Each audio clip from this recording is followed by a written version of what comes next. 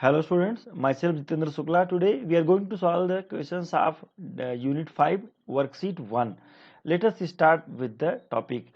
The question is write as decimals. I will try to solve all the questions of this worksheet students.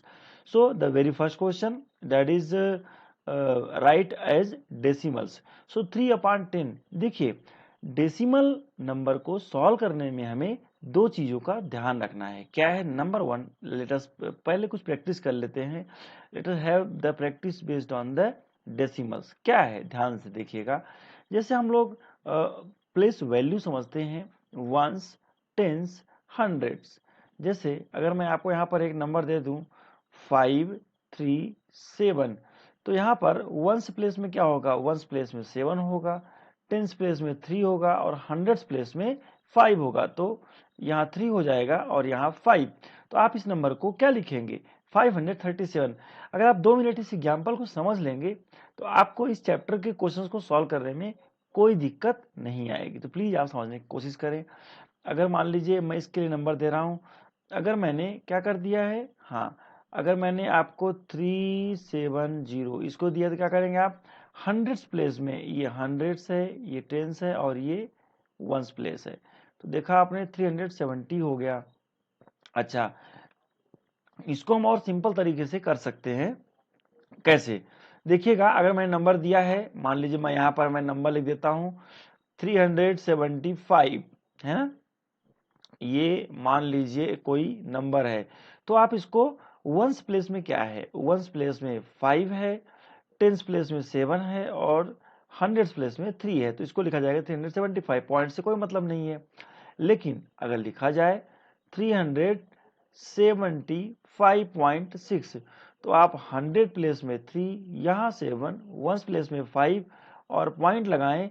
और 6 कौन से place में है? 10th place में है। Pay attention.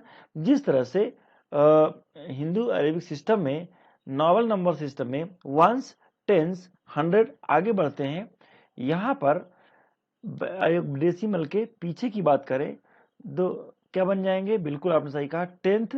और अगर यहाँ आप लिखते हैं तो यहाँ क्या बन जाएगा? 100th बन जाएगा।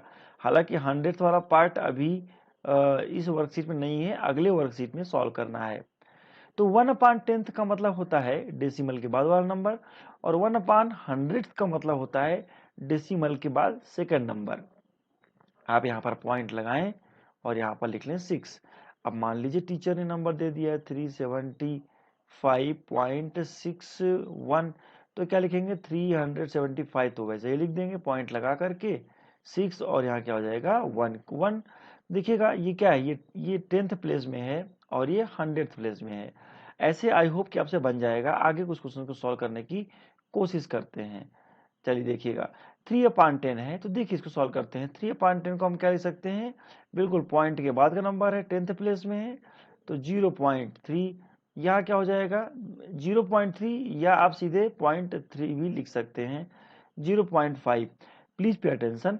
आप इसको 0.3 या नीचे वाले नंबर को 0.5 की जगह सीधे 0.5 भी लिख सकते हैं, मतलब इज इक्वल टू 0.5 भी लिखा जा सकता है।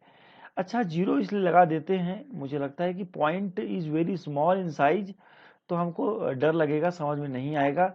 इसलिए हम लोग पॉइंट को लिख लेते हैं ऐसा कि थोड़ा हमको समझ में आए। एकदम छोटा पॉइंट रहेगा तो हमको दिखाई ही नहीं देगा, तो हम लोग पॉइंट को थोड़ा बड़ा कर लेते हैं। ये चलिए ठीक, आगे चलते हैं। क्वेश्चन नंबर 9.10 को तो क्या करेंगे? 0.9 करेंगे। यहाँ 0 पॉइंट क्या होगा? बिल्कुल सही कहा आपने, 8। क्यों? क्योंकि यहाँ लिखा हुआ है 8/10, that is 8 is in the 10th place. 8 10th कहलाएगा। 7 10th का मतलब क्या होगा? बिल्कुल आपने सही कहा, 0.7 10th प्लेस में आएगा 7। ठीक है, तो हमने आपसे कहा था कि जो डेसिमल के बाद होते हैं उनको 10th कहा जाता है, डेसिमल के बाद सेकंड नंबर में उसको 100th कहा जाता है। चलिए, आई होप कि आपको समझ में आ गया होगा। ऐसे इन सबको देख लेंगे, ऐसे 0.4 हो जाएगा। चलिए ठीक है, आगे चलते हैं। क्वेश्चन नंबर 2 है राइट एज फ्रैक्शन। ध्यान से देखिएगा। अब 0.2 है तो 2 कौन से प्लेस में है? देखिए तो क्या बन जाएगा? बिल्कुल। अच्छा, इसको करने के लिए एक आइडिया है आपके पास। पॉइंट के बाद कितने नंबर हैं? 1 नंबर है तो एक 0 लगाना है। फिर सुनिए, यहाँ पर लिखता हूँ 4 और 4 के नीचे कितने जीरो लगाने हैं 1 के बाद एक जीरो 4/10। अगर किसी टीचर ने यहाँ दे दिया है 0.7 तो ये क्या हो जाएगा 7/10 हो जाएगा। ऐसे ही ये क्या हो जाएगा 6/10। ठीक है, क्यों ऐसा हो रहा है देखिए, the 6 is just after the decimal, decimal के जस्ट आफ्टर राइट साइड में क्या होता है 10th प्लेस, तो इसीलिए 10th लगाया जाएगा। वैसे ही 5/10 क्यों होगा, क्योंकि 5 10th है। ये क्यों है 10th, ये क्योंकि डेसिमल के बाद के नंबर को हम लोग 10th कहा जाता है। आई होप कि आपको समझ में आ गया होगा ये सब क्वेश्चंस। अच्छा, एक क्वेश्चन अपने मन से दे रहा हूँ, क्वेश्चन नंबर आई, इसको भी आप अपने नोटबुक में कर लेंगे, है ना। Don't hesitate to solve in your notebook, please solve it.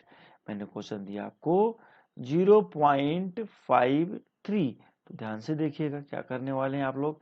53 लिखेंगे और डेसिमल के बाद कुल कितने डिजिट्स हैं 1 2, तो 1 के बाद 2 जीरो लगा देंगे।